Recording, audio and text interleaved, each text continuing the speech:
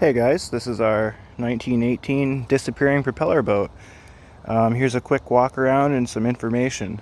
So the engine is about 95% original and it runs very well if you know how to run it. You have to be very mechanical and understand how to run it. So if someone does actually buy this boat, we'll go through that together.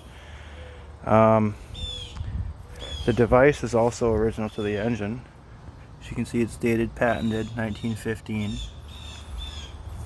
We'll just go over some of the features of the boat. So the disappearing propeller was revolutionary back in the day, just before outboard motors became very popular, because the propeller actually comes up into this bell housing right here.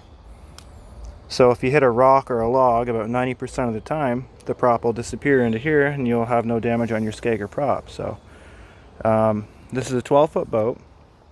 The boat is not a 1918. But it's a homemade boat from the we're guessing around 1945-ish, somewhere in there.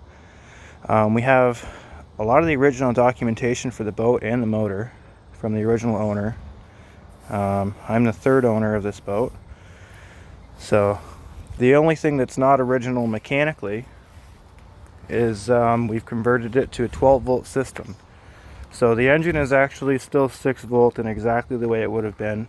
All we did was we added a ballast resistor, which was really common in the 50s, and all that does is convert your 12-volt into 6-volt. So you have a deep cycle 12-volt battery up front, which, yes, you do have to keep charged. There is no generator, so if you're going to go out for the afternoon, I normally bring a spare battery. Yeah, you have to run 16-to-1 regular gasoline in this guy. So there's a lot to know, and a lot to know. You have to know what to do with this thing. So whoever buys this, we're gonna have to go over in detail what you need to do mechanically just to keep this thing running, because there's a lot going on back in the day. But anyways, this is your steering, left and right, and it's controlled by ropes to the rudder. You can see your rudder flips up in case you hit a rock too. You have your ignition timing advance and retard, your battery on and off, fuel valve, and these right here are grease couplings to keep the crankshaft on the engine greased. So every couple of seconds you have to turn these fittings and force grease into the engine. And this is your throttle for your carburetor. You also have a light down here that's hard to see, but you have a green light to tell you that your battery is working. This is your mixture on your carburetor. Normally, once this guy is set and running, he seems to hold temperature really good. Once the carburetor is set on this guy, he's pretty much set. All you really have to do is retard your ignition timing to control your engine speed. This boat does have reverse.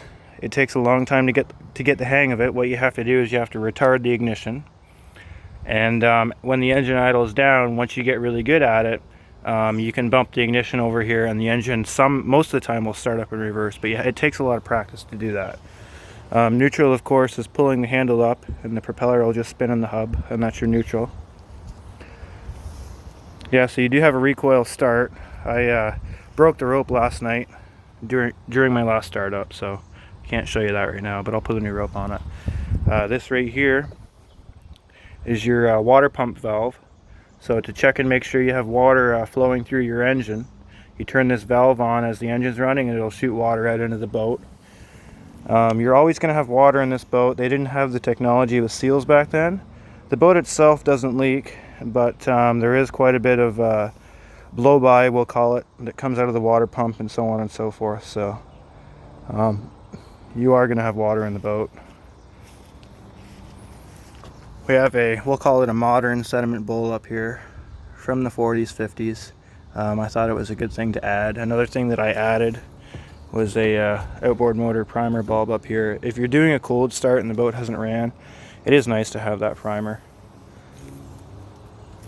Yeah, so there's an ownership with the trailer. The trailer is it's an easy hauler, a 2006 easy hauler with a folding tongue. It's in great, almost like new condition, and the boat's been fully restored, and the boat doesn't leak. Of course, you will always have water in the boat because of the old style mechanical water pump. But if anyone's interested, we can go more into detail. It's the only one there is, so Thanks for your interest.